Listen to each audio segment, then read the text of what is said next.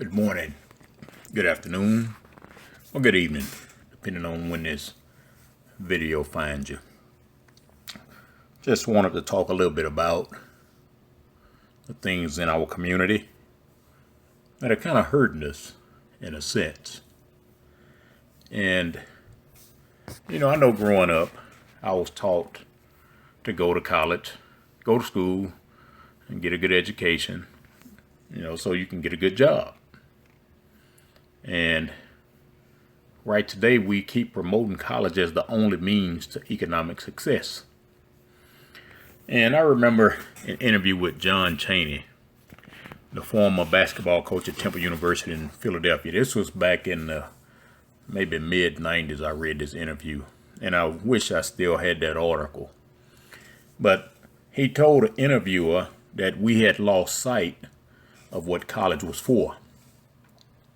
And he said, if you're a sophomore in college and a company offered you $3 million a year to study ants, what are you going to do? He said, you better go study ants. He said, college is a place you go until you can better your situation in life. Now, let me give you something to think about since I mentioned college. We encourage our kids to get into college to better their station in life, right?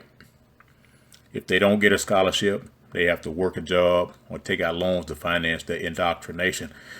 Education. Scratch that. Education.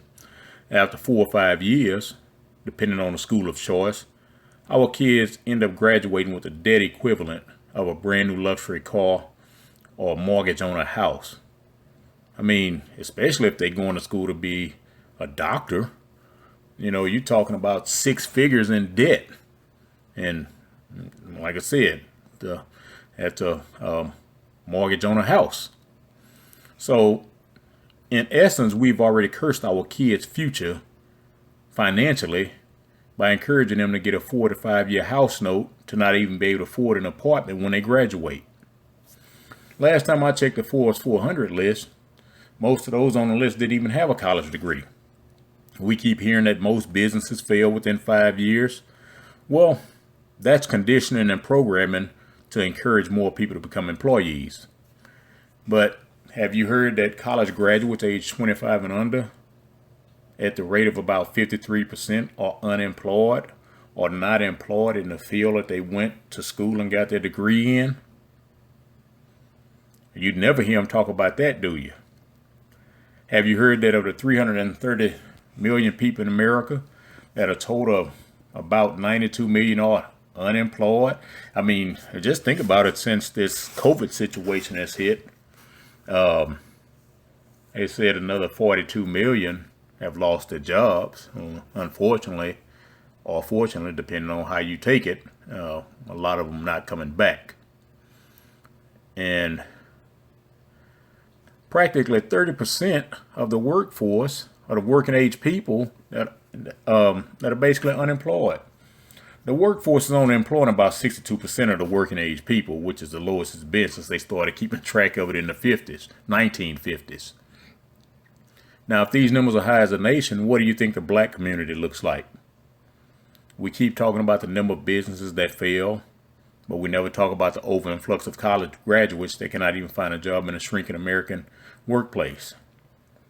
Very same people who say they want to put Americans back to work are the very same ones who are putting mechanisms in place for corporations to move businesses overseas and take jobs away from Americans. These same folks are pushing the immigration issue because they say immigrants can help an economy that is already struggling. If that's the case, why are the economies the immigrants coming from not booming? Black folks are going to be the ones to suffer every time something like this happens. Notice I said when, not if. As technology improves, more jobs are lost. I remember my mentor saying years ago, he said every time technology improves, it actually makes the people lazier. And we can see that. And one of the things that hurts us in our pursuit of wealth building is the amount of illegitimate children we keep producing. And I know, one of the big issues right now is reparations. And that's a subject that needs to be had properly. But the subject we don't want to talk about, well, one of the subjects we don't want to talk about is how many children our men have all around the country. And I mean, I see it a lot in my family. You know, one person in my family stopped counting his kids at 42. 42. And only 2 of those came from his wife. So, you know, that's my family. Now, before you get bent out of shape, I didn't say children were a bad thing. However, when I look at a lot of these pro athletes having children all over the country, that's going to eventually lead to disaster in each family. One football player and his girlfriend had their second child together. You know, this was a while back. And then there are 3 gentlemen over in the Memphis area. You know, each one of them had 20 kids apiece. And, you know, as for the football player and his girlfriend, that's his 11th child with 8 different women. Another football player was crying because he couldn't afford to pay child support. And at one point, this dude was paying $45,000 a month in child support. And the reason he's crying now, well, you know, it's been a while back. The reason he's crying then is because his career was over. And he actually came out and said he had no skills outside of football. And so, you know, there's one guy in Memphis.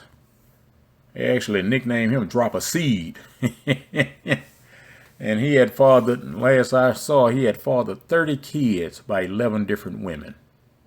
And he was in court pleading with the judge because he said he only makes minimum wage and couldn't afford to pay. I mean, each one of those women was getting like $1.50 a month, something like that in child support, but based on his pay. And, you know, he said it wasn't his plan to father that many children. It just happened. Yeah, I guess he just slipped up into that. You know, another guy fathered 25 children by 15 different women. The third one fathered 25 kids by 18 different women. And all that is a spirit of irresponsibility. And the spirit of irresponsibility doesn't only apply to the men. It applies to our women too. Because you don't have to give a man your womb unprotected. Look, do what you want to do. So how can we build wealth when a large chunk of our income is tied up in child support? I mean, we can't. It's kind of hard. How can we build strong family units when a father has his seed all over the place with no intention of marrying the woman he producing kids with? We have a tendency in our race to complain about the system, but we create all of these kids. We don't pay child support. And then the woman has to go to the system to help her care for the kids. And then the kids raised in the system only know the system. And then when many of them become adults, they start to do things where they spend a great deal of their time in the system.